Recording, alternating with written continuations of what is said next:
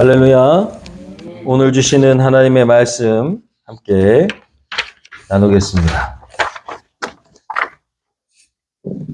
창세기 15장 9절부터 18절까지입니다.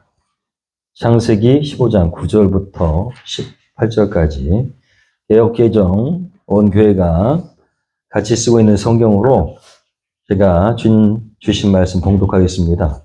여호와께서 그에게 이르시되 나를 위하여 3년 된 암소와 3년 된 암염소와 3년 된 수량과 산 비둘기와 집 비둘기 새끼를 가져올지니라. 아브라함이 그 모든 것을 가져다가 그 중간을 쪼개고 그 쪼갠 것을 마주 대하여 놓고 그 새는 쪼개지 아니하였으며 솔개가 그 사체 위에 내릴 때에는 아브라함이 쫓았더라. 해질 때에 아브라함에게 깊은 잠이 임하고 큰 흑암과 두려움이 그에게 임하였더니 여호와께서 아브라함에게 이르시되 너는 반드시 알라. 내 자손이 이방에서 객이 되어 그들을 섬기겠고 그들은 400년 동안 내 자손을 괴롭히리니 그들이 섬기는 나라를 내가 징벌할지며 그 후에 내 자손이 큰 재물을 이끌고 나오리라. 너는 장수하다가 평안히 조상에게로 돌아가 장사될 것이요 내 자손은 4대 만에 이 땅으로 돌아오리니 이는 아모리 족속의 죄악이 아직 가득 차지 아니함이니라 하시더니 해가 져서 어두울 때에 연기나는 화로가 보이며 타는 횃불이 쪼갠 고기 사이로 지나가더라. 그날에 여호와께서 아브라함과 더불어 언약을 세워 이르시되 내가 이 땅을 애굽 강에서부터 그 큰 강 유브라데까지 내 자손에게 주노니. 아멘. 우리 세번역 성경으로 주신 말씀 한 절씩 교독하겠습니다. 9절 제가 봉독합니다. 주님께서 말씀하셨다. 나에게 3년 된 암송아지 한 마리와 3년 된 암염소 한 마리와 3년 된 수량 한 마리와 산 비둘기 한 마리와 집 비둘기 한 마리씩을 가지고 오너라. 아브라함이 모든 희생 제물을 주님께 가지고 가서 몸통 가운데를 쪼개어 서로 마주보게 차려 놓았다. 그러나 비둘기는 반으로 쪼개지 않았다. 솔개들이 희생 제물의 위에 내려왔으나 아브라함이 쫓아버렸다. 해가 질 무렵에 아브라함이 깊이 잠든 가운데 깊은 어둠과 공포가 그를 짓눌렀다. 주님께서 아브라함에게 말씀하셨다. 너는 똑똑히 알고 있어라. 너의 자손이 다른 나라에서 나그네 살이를 하다가 마침내 종이 되어서 400년 동안 괴로움을 받을 것이다. 그러나 너의 자손은 종살이하게 한 그 나라를 내가 반드시 벌할 것이며 그 다음에 너의 자손이 재물을 많이 가지고 나올 것이다. 그러나 너는 오래오래 살다가 고이 잠들어 묻힐 것이다. 너희 자손은 4대째가 되어서야 이 땅으로 돌아올 것이다. 아무리 사람의 죄가 아직 벌을 받을 만큼 이르지는 않았기 때문이다. 해가 지고 어둠이 짙게 깔리니 연기나는 화덕과 타오르는 횃불이 갑자기 나타나서 쪼개놓은 희생제물 사이로 지나갔다. 바로 그날 주님께서 아브라함과 언약을 세우시고 말씀하셨다. 내가 이 땅을 이집트 강에서 큰 강 유프라테스에 이르기까지를 너의 자손에게 준다. 아멘. 하나님의 약속은 반드시 이루어지는 줄 믿습니다. 오늘날 이스라엘이 조그만 나라인데도 강국이 되어서 저렇게 전쟁을 치르고 또 한편으로는 약자인 그 주변국들 불쌍하기도 하지만 하나님의 약속이 참 위대하고 힘 있다는 생각이 듭니다. 망했던 나라가 또 회복되어 가지고 참 놀라운 일입니다. 어쨌든 전쟁은 멈춰야 되겠죠. 하나님이 아파하실 것 같습니다. 전쟁이 속히 멈췄으면 좋겠습니다. 우리 같이 기도하고 있는데 이 땅의 전쟁이 그치도록 함께 기도하는 저와 여러분들에게 소원합니다. 오늘 말씀 제목은 어둠과 공포가 임할 때입니다. 여러분 어떠십니까? 있죠. 반드시 있습니다. 어둠이 또 공포가 우리를 엄습할 때가 있습니다. 우리는 오늘 말씀을 통해서 우리가 어떻게 이런 어려운 상황을 만났을 때 지혜롭게 믿음으로 극복할 것인가를 함께 나누기를 소원합니다. 얼마 전에 저희 큰 누님 아들, 그러니까 저희 큰 조카죠. 큰 누님의 아들이 결혼식이 있었습니다. 부천에서 결혼식을 했는데 결혼식이 열려가지고 저희 딸들하고 같이 결혼식에 토요일 결혼식에 갔다 왔습니다. 그런데 요즘 결혼식 풍속이 많이 달라졌습니다. 보신 적 있는지 모르지만 일단 가장 큰 특징은 주례가 없습니다. 주례가 없고요. 제 조카만 그런 게 아니라 보니까 요즘 청년들이 결혼하는데 주례가 없습니다. 특이한 점이에요. 그러니까 권위자에 대한 신뢰도가 그렇게 없다라고 볼 수 있습니다. 안타까운 일이죠. 어른들에 대한 어떤 마음, 신뢰 이런 것들을 찾아보지 못합니다. 그냥 자기들끼리. 그런데 정말 안타까운 거죠. 사단이 세대 간의 신뢰를 무너뜨리고 그렇게 되었다라고 생각이 드니까요. 두 번째 특징은 주례가 없는 것뿐만 아니라 눈물이 없습니다. 눈물이 없어.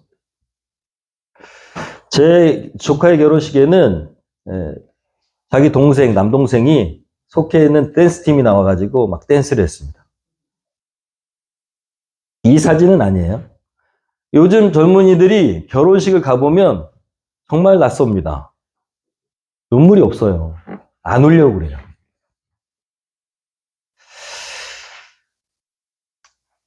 제가 나이가 많이 들었다는 얘기죠. 이런 결혼식이 좀 나쁘다고는 할 수 없습니다만은, 왜냐하면 행복하고 즐거운 결혼식이니까.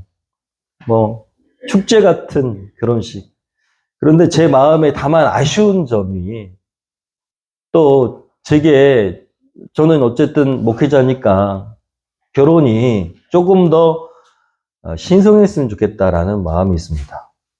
주례에 없어도 됩니다. 그러나 그 결혼식이 조금 더 엄숙했으면 하는 마음이 있다라는 것이죠. 축제 괜찮습니다.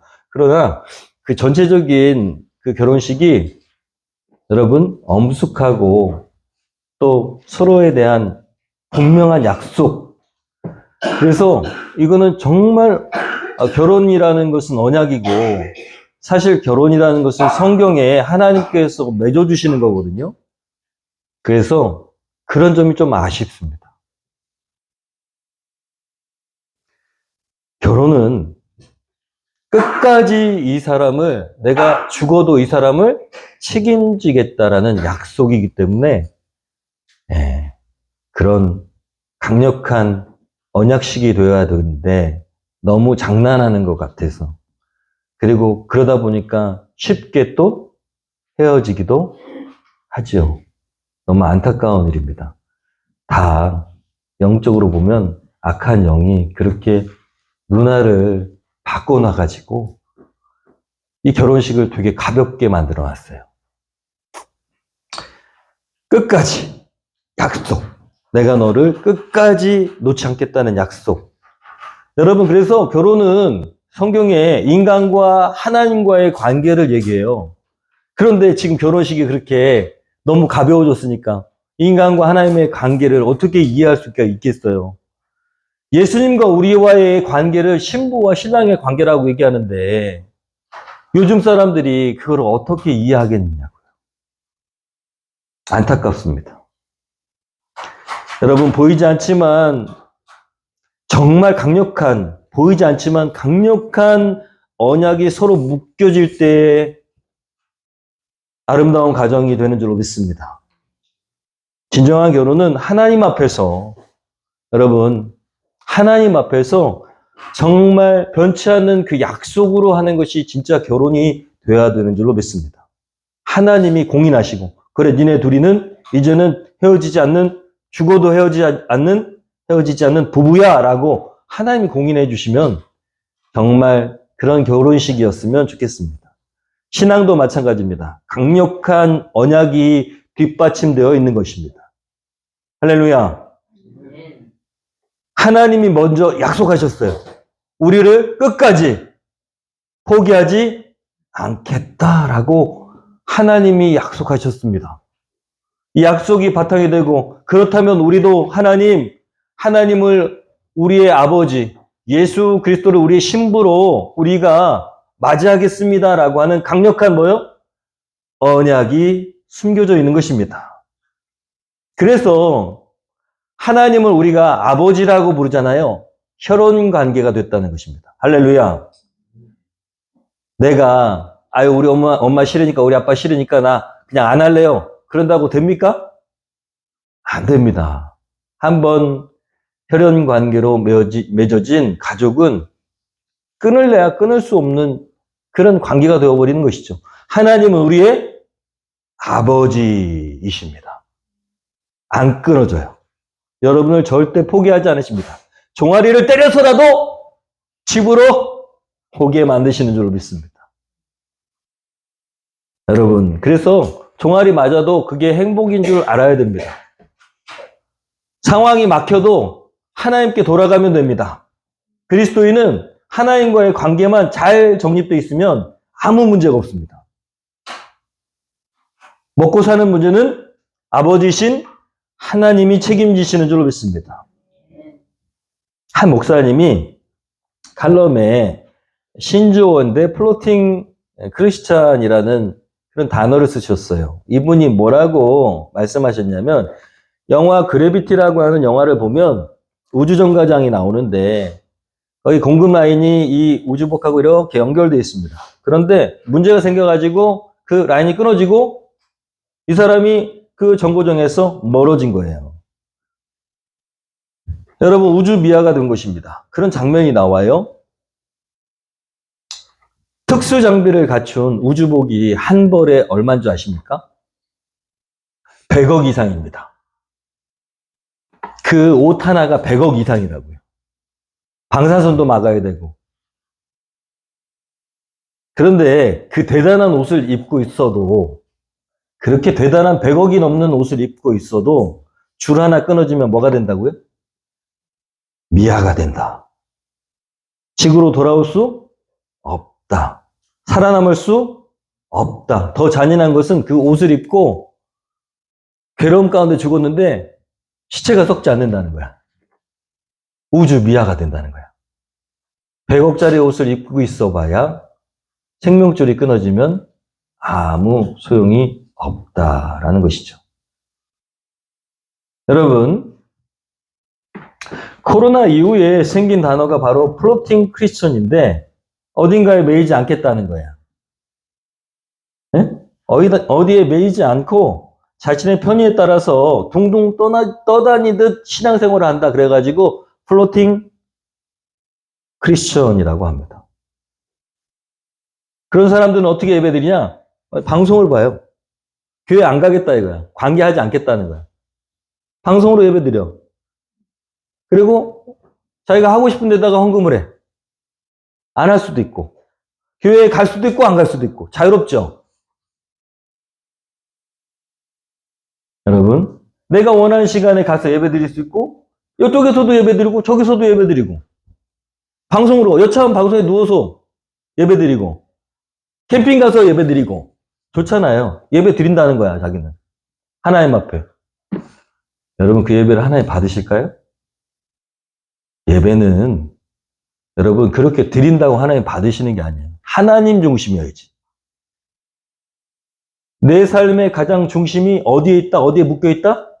하나님께. 하나님 원하시는 예배를 드려야 돼. 하나님이 원하시는 예배는 전심의 예배입니다. 그 시간이 하나님께 온전히 집중하는 것을 하나님이 받으시는 거예요. 늘 말씀드리지만 둘이 사귀어요. 영영자하고 어떤 여자친구하고 만나가지고 사귀어. 그런데 만나면 항상 딴 데만 봐. 얘기하는데.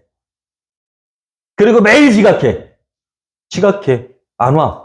아무리 기다려도 안 와. 2시간씩 지각해, 항상. 그러면서 영양자, 나는 당신의 사랑을 믿지 못하겠으니까 그만 만나요. 그러면 무슨 소리예요? 저는 영양제를 엄청 사랑해요. 사랑해요? 행동 보면 다 알 수 있는데. 2시간씩 늦고. 그래서 예배는 전심으로 드려야 돼요. 예배 시간 늦으면 안 됩니다. 적어도 내가 진짜 사랑한다면, 하나님 사랑한다면 적어도 15분 전에는 와야죠. 제가 그래서 칼럼에 썼잖아요. 내가 헌금을 드릴 때 이렇게 그냥 그거는 헌금이 아니에요. 2랩돈 20원을 드리더라도 내가 정말 이게 정성을 다해서 드리는 거 20원을 드리더라도 액수가 중요한 게 아니라 그렇다고 20원 드려요.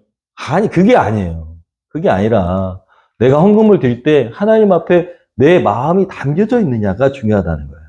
하나님을 속일 수 없다라는 겁니다. 플로팅 크리스천, 내가 둥둥 떠다니면서 이렇게 자유롭게 신앙생활하는 거, 그 신앙입니까? 아니라고 봐요. 하나님이 기뻐하시지 않습니다. 여러분, 진정으로 하나님께 매여 있어야 됩니다. 나와 하나님 관계가 아주 튼튼해야 됩니다. 언약이 분명하게 규정되어 있어야 돼요. 그래야 흔들리지 않은 신앙, 흔들리지 않는 믿음으로 이 험한 세상을 나아갈 수 있는 줄로 믿습니다. 주님이 말씀하셨어요. 예수께서. 한번 읽어볼까요? 나를 떠나서는 너희가 아무것도 할 수 없습니다. 저는요, 개인적으로 제가 알아서 막 하는데, 결정하고 막 하는데 아무 문제 없거든요? 아니, 무슨 말씀이 아무것도 할 수 없다고 그러시는. 막 할 수 있는데. 여러분, 예수님과 관계 맺지 않고 하는 일들은 다 헛것이라는 겁니다. 다, 여러분, 세상은 끝날 것인데, 그때 아무런 결과물도 남길 수 없는 것들, 그게 뭐냐? 내가 예수님과 떠나서 관계 맺지 않고 행하는 일들은 다 아무것도 아니라는 거예요. 여러분, 우리가 험한 세상에서 영적 생명줄을 놓아서는 안 됩니다. 그리스도와의 관계, 영적 생명줄. 여러분, 이 험한 세상에서 늘 붙들고 있어야 됩니다. 그러면 예수님, 그 생명줄을 어떻게 붙들 수 있을까요? 그 생명줄이 도대체 뭘까요? 예수님은 어떻게 붙들 수 있습니까? 예수님, 그리스도께서는 말씀이시고, 그리고 그분과 기도하면서 붙들 수 있습니다. 말씀을 붙들고 살아가는 것이 바로 예수 그리스도를 붙들고 살아가는 거예요. 우리의 행동의 근거가 말씀에 있어야 된다는 것입니다. 말씀이 뭔지 잘 몰라요. 잘 많이 안 읽어서. 그러면 그 말씀이 뭡니까? 바로 예수 그리스도입니다.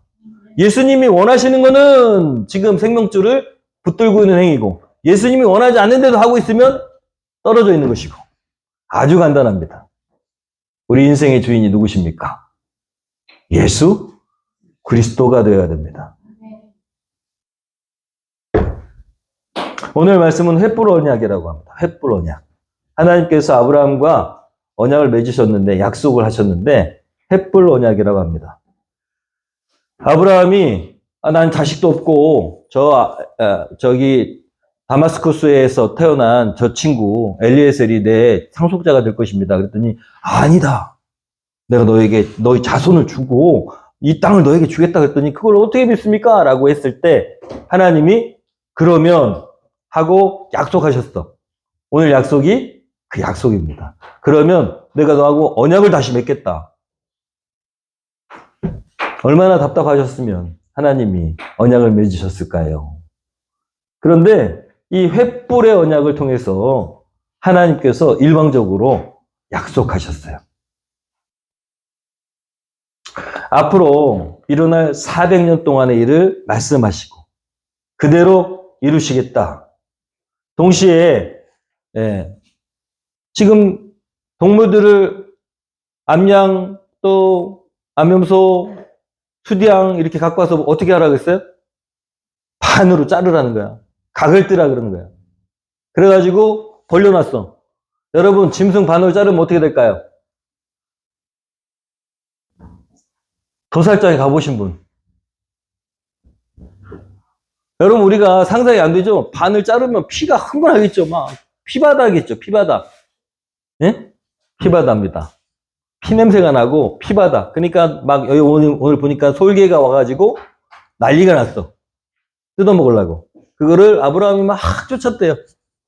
못 뜯어먹게 하려고. 여러분, 피로 맺어진 언약이라는 거예요. 마지막으로는 아브라함의 이 언약은 횃불 언약. 네, 두려움과 공포를 물리치는 비결인 횃불 언약입니다. 하나님은 아무리 긴 세월이 지난다 하더라도 지금 400년을 약속하고 계시는 거야.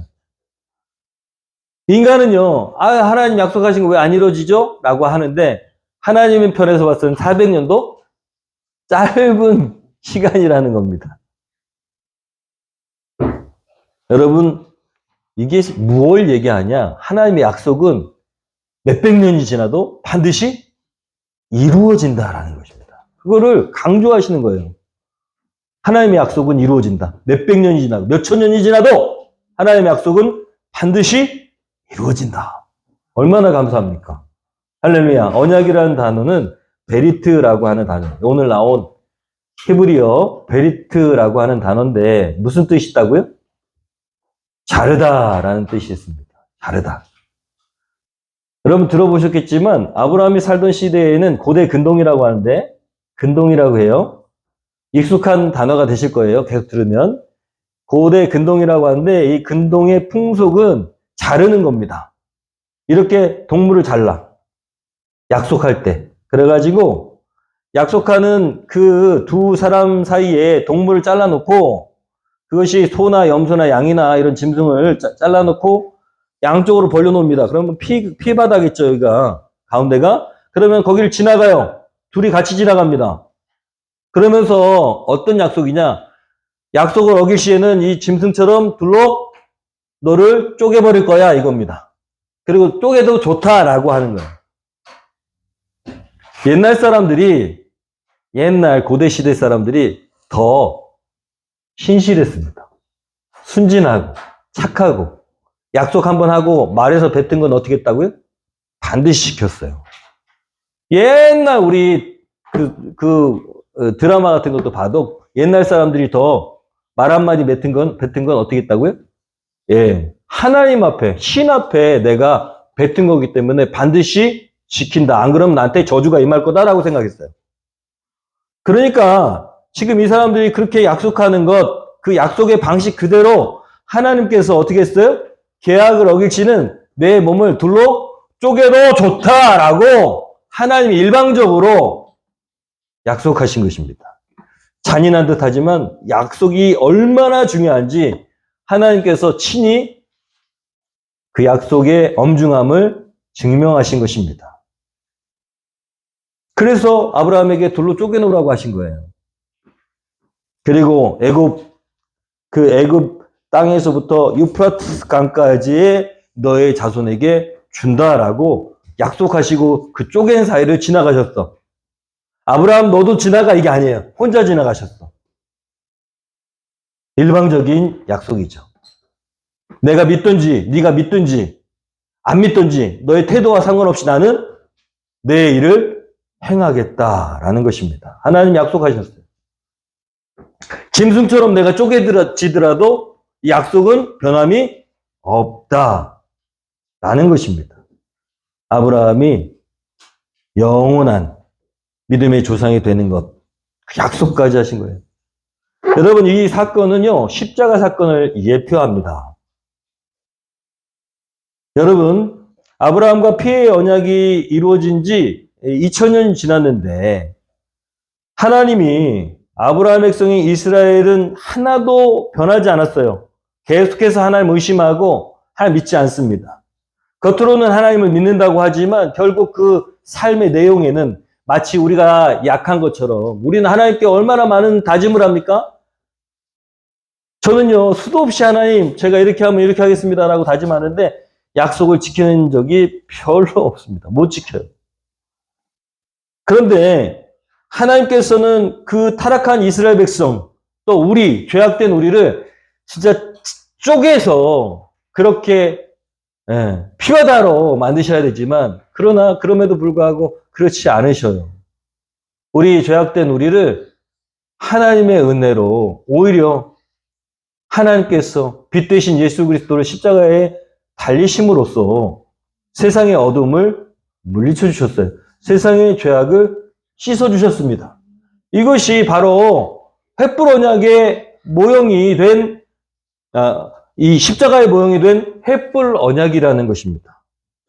예수께서 이 어두운 세상을 십자가 달리시는 빛으로 환하게 만드셨어요. 우리 눈에는 그 세상이 그 세상인 것 같고 변하지 않은 것 같지만 하나님의 눈에는 이 세상은 밝게 빛나는 예수 그리스도의 빛이 비춰주고 있다는 것입니다.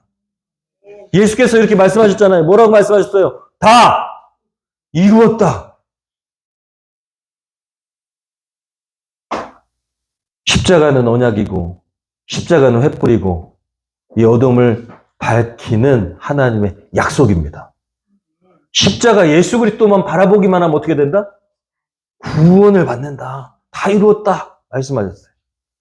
2000년 전에 행한 이 횃불 언약이 바로 십자가 사건을 예표하는 것이라는 것이죠. 할렐루야.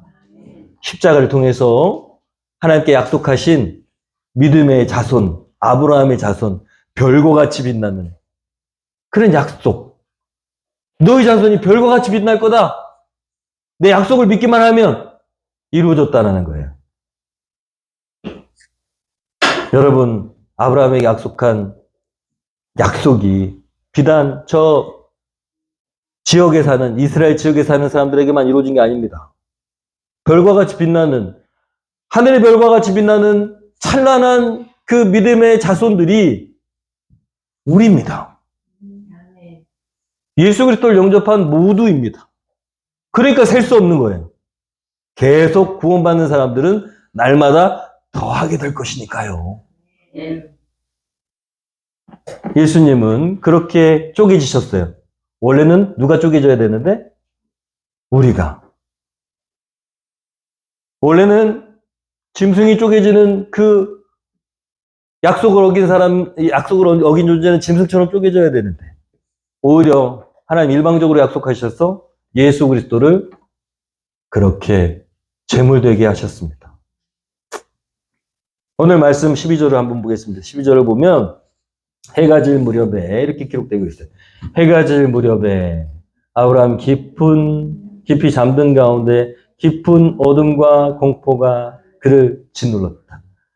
마치 가위 눌리는 거잖아요. 가위 눌리는 거. 가위 눌리는 거예요. 그렇게 잠을 자고 있는데 해가 질 무렵에 재물은 저기 있고 자고 있는데 막 무서움이 막 임했어요. 왜 그랬을까요? 앞으로의 일들, 자신과 자신의 자손들이 겪을 일들이 확 보이기 시작하는 거잖아요. 그런데 해가 지고 그렇게 어둠이 짙게 깔리는 그 상황 가운데 하나님은 뭘로 나타나셨어요? 화덕과 타오르는 횃불로 나타나셨다라는 것입니다. 여러분, 처음에 말씀드렸지만 우리 인생에는 어둠과 또 공포가 막 밀려올 때가 있어요. 두려움이 임할 때가 있습니다. 여러분 어떠십니까? 저는 시시각각 작은 것이든 큰 것이든 많은 경우 그런 경우를 경험합니다. 그럼 어떻게 해야 될까요? 세상 사람들은 잊어보려고 이것도 하고 저것도 해보겠지만 우리는 어떻게 해야 될까요? 여러분, 하나님은 어둠과 공포를 물리치는 횃불과 같은 존재라는 사실을 오늘 말씀하시는 겁니다. 세상이 피로 물들고 그리고 세상이 저렇게 죄로 인해서 정말 짐승이 쪼개지듯 그렇게 쪼개진 세상과 같은 죄악된 세상에서도 오로지 그것을 밝힐 수 있는 유일한 존재는 바로 예수 그리스도와 하나님이시라는 것이죠. 그리고 언약의 말씀이라는 것입니다. 여러분, 인생은 동굴이 아닙니다. 들어가도 끝이 보이지 않는 동굴이 아니고 인생은 항상 터널이라고 말씀드렸죠. 그렇죠? 우리가 나눴잖아요. 말씀을. 인생은 터널입니다. 왜? 보통 사람들에게는 동굴일지 몰라요. 그래서 가도 빛이 안 보이니까 스스로 목숨을 끊기도 합니다. 너무 안타깝죠? 착각하는 거예요. 인생은 동굴이 아니라 터널인데 예수 그리스도를 만나면 아무리 동굴 같은 인생이라도 터널이 되는 줄로 믿습니다. 그 끝에는 빛이 보이는 거예요. 여러분, 우리는 터널을 지나가야 됩니다.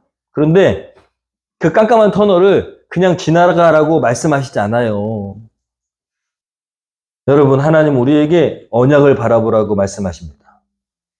아무리 어둡고 공포가 밀려와도 하나님의 언약은 우리가 여러분 붙들고 가기만 하면 반드시 우리의 인생의 어두운 길을 비춰줄 것입니다. 하나님의 약속은 반드시 이루어질 것이고 그 최종 목적지에는 찬란하게 빛나는 하나님 나라가 있을 줄로 믿습니다. 여러분, 우리가 붙들어야 되는 횃불 바로 하나님의 약속이고 하나님의 약속은 뭡니까? 예수 그리스도십니다. 예수 그리스도는 누구시라고요? 바로 성경 말씀입니다. 하나님의 말씀, 약속입니다. 길이요 진리요 생명이다. 여러분, 성경은 시편 110편 105절에 말씀하고 있어요. 주의 말씀은 내 발의 등이요 내 길의 빛입니다. 이 말씀이 누구시라고요? 예수 그리스도. 여러분, 인생이 아무리 어두운 터널을 만나도 예수님이 함께 하시면 그 터널이 밝게 빛나는 거예요. 얼마든지 통과할 수 있습니다. 내가 아무리 발버둥 쳐도 그 터널은 빛나지 않는데, 빛이 없는데 예수님이 함께 하시면 빛이 있다는 거예요. 말씀을 붙들어야 됩니다. 약속을 붙들고 가야 됩니다. 여러분, 자꾸 어둠이 이 마음 가운데 임하고 내가 어둠에 사로잡혀 있다라고 하면 자꾸 약속의 말씀, 내가 너와 영원히 함께 하겠다. 제가 붙드는 말씀이 있어요. 제가 붙드는 말씀. 여러 가지 말씀이 있지만 성령께서 주신 말씀, 내가 채우리라, 내가 행하리라, 내가 세우리라.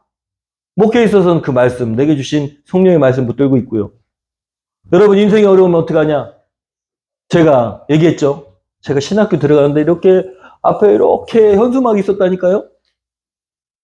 난 그 신학교로 떨어진 줄 알았어요. 시험을 못 봐가지고. 내가 놀라지 말라. 내가 너와 함께 함이니라. 그 말씀이 있었어요. 이사야 말씀이 이렇게 있었어. 제가 얘기했잖아요. 제 친구들한테 물어봤어. 너 그거 본 적 있냐? 아무도 못 봤대. 나만 알아. 분명히 신학교, 그 서울신학대학교 앞에 그 이 현수막이 이렇게 있었어요. 제가 입학할 때. 저만 봤대. 두려워하지 말라. 놀라지 말라. 나는 네 하나님이 됨이니라. 내가 너를 굳세게 하라. 내가 너를 오른손으로 붙들리라라는 그 말씀이 분명히 있었는데 나만 봤어. 할렐루야.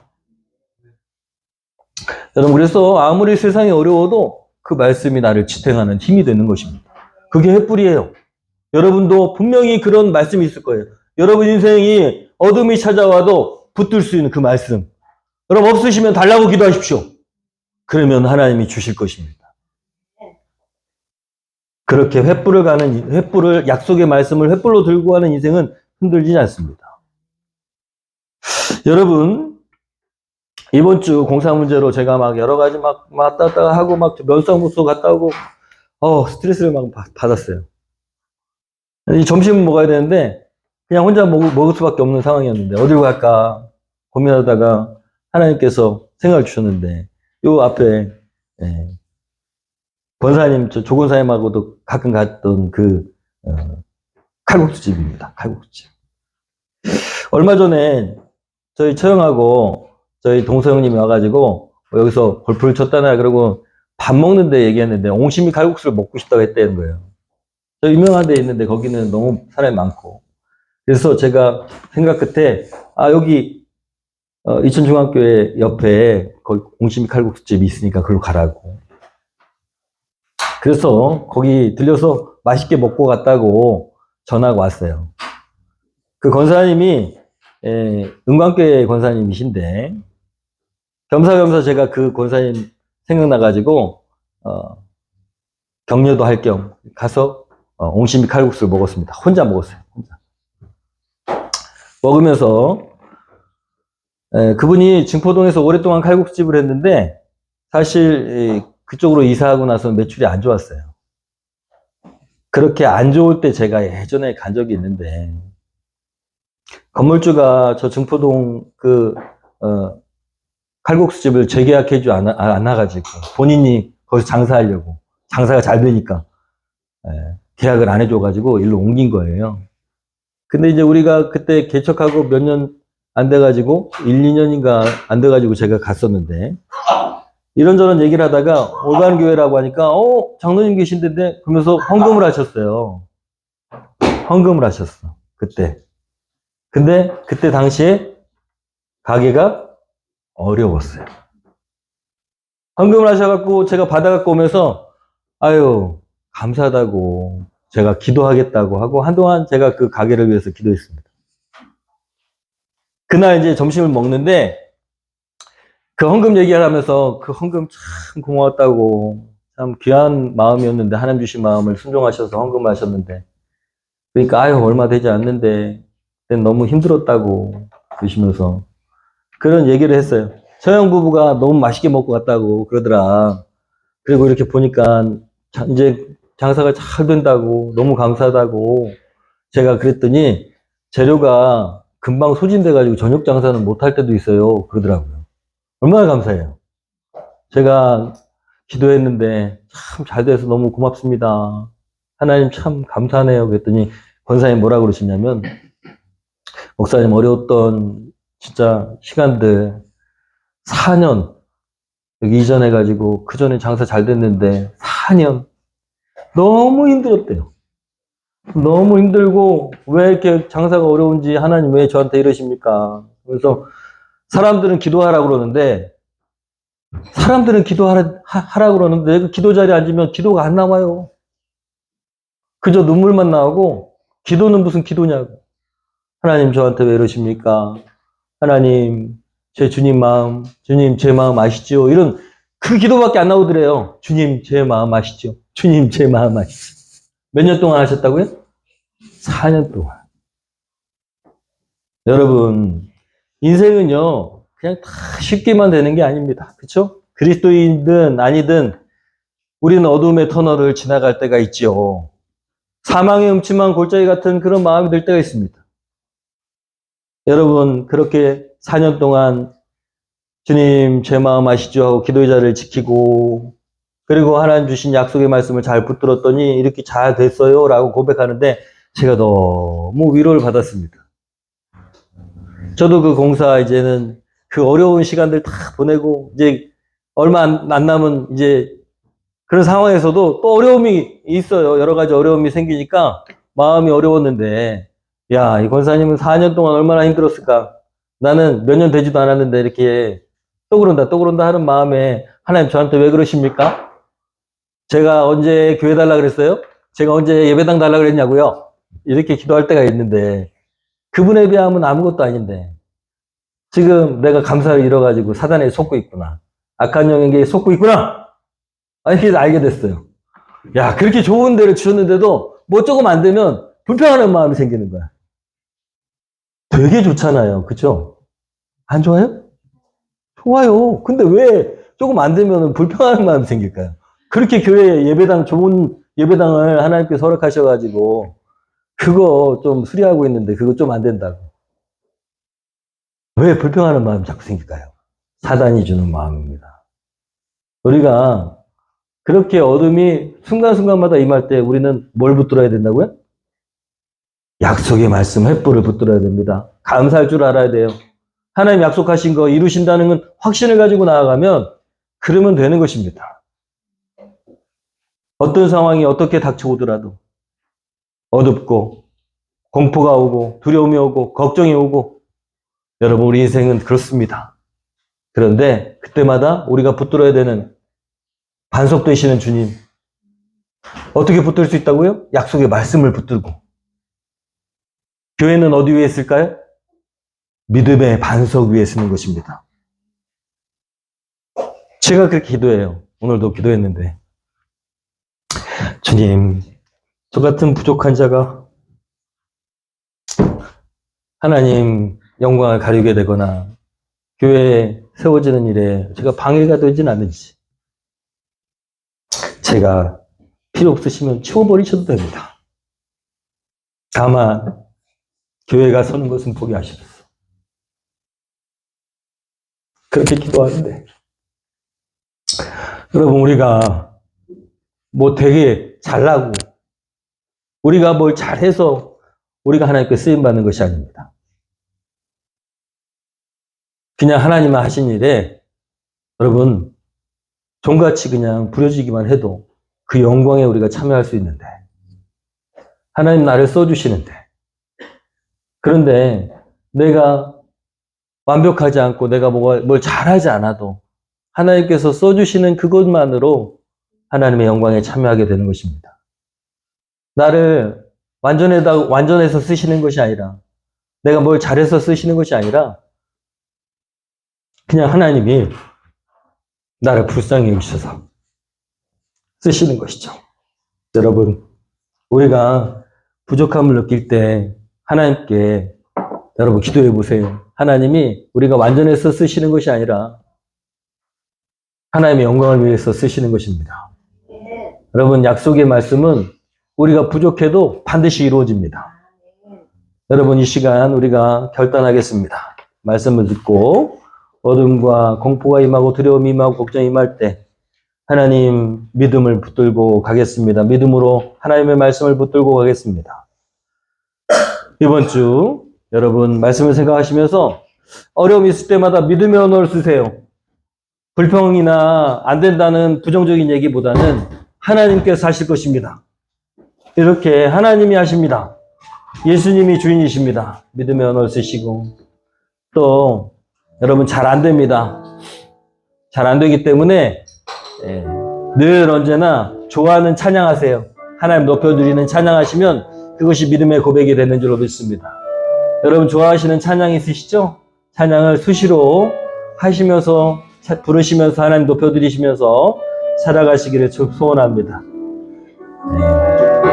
그리고 말씀을 읽고 늘 말씀을 마음에 새기고 그렇게 살아가시고, 또 말씀 읽은 것을 올리시면서 말씀이 여러분을 지배하길 원합니다. 기쁨의 사람 되십시오. 항상 감사하고 하나님 감동 주신 것 잊지 말고 감격하며 사시기를 축원합니다. 우리 찬양하겠습니다. 모든 상황 속에서 주님을 찬양하겠습니다. 모든 상황 속에서 주를 찬양할지라.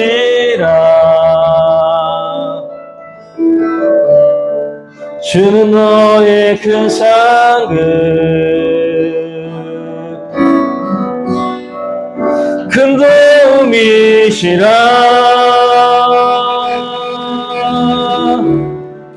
주의 얼굴 구할 때 주의 영을 부으사 크신 사랑 안에서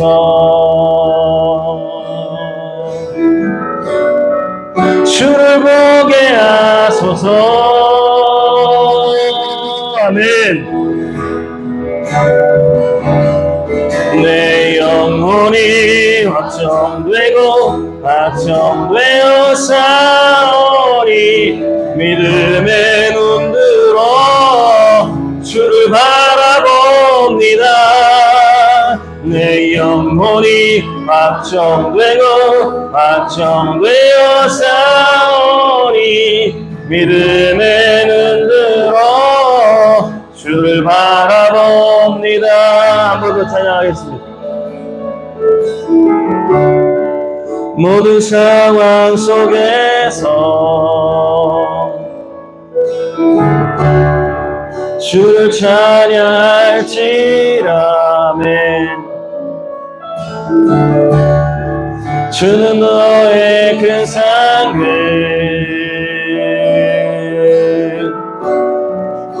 큰 도움이시라.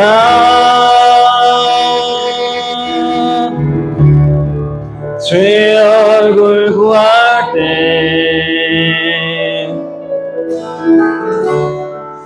주의 영을 부사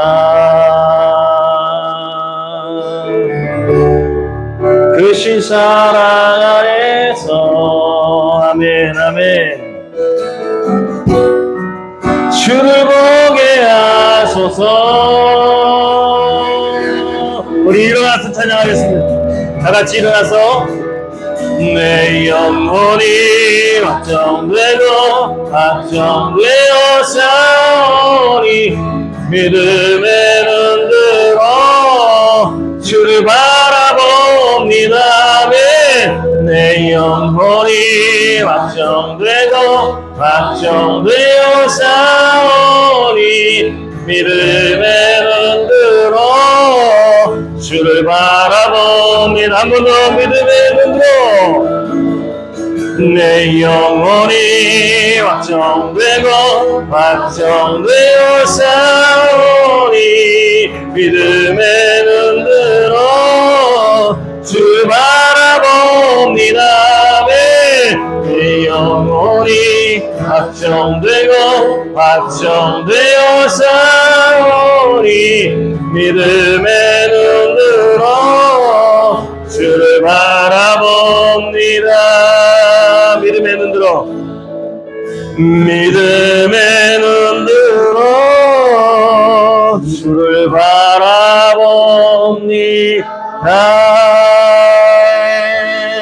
바라봅니다. 우리 시간에 조용히 눈을 감고 결단하겠습니다. 결단 기도 하나님께 올려드릴 때에 하나님 사단에게 속지 않고 사람들을 만날 때 바로 그 사람 앞에서 부정적인 얘기에 휩쓸리지 않고 믿음의 언어 하나님이 하실 것입니다. 하나님이 하셨습니다. 우리가 믿음의 언어를 고백할 것입니다. 주님 잊지 않게 하시옵소서. 우리가 긍정의 언어, 믿음의 언어로 사람들에게 하나님 살아계심을 알리겠습니다. 찬양하면서 하나님 높여드리겠습니다. 어떤 순간에서 어떤 어두움이 밀려와도 어떤 두려움이 밀려와도 저는 찬양할 것입니다. 하나님 찬양이 생각나게 하시고 하나님 높여드릴 수 있는 찬양이 입술 가운데에 울려 퍼질 수 있는 그런 한 주간 되게 하시옵소서. 말씀의 능력을 붙들고 살겠습니다. 그리고 하나님 기쁨의 사람 되어서 감사하고 또 주님 주신 놀라운 은혜를 감격하고 감동 주는 그런 사람이 되겠습니다. 이 시간에 결단하면서 하나님 앞에 우리 결단을 올려드리는 기도하겠습니다. 하나님 위대하신 하나님 찬양합니다. 우리에게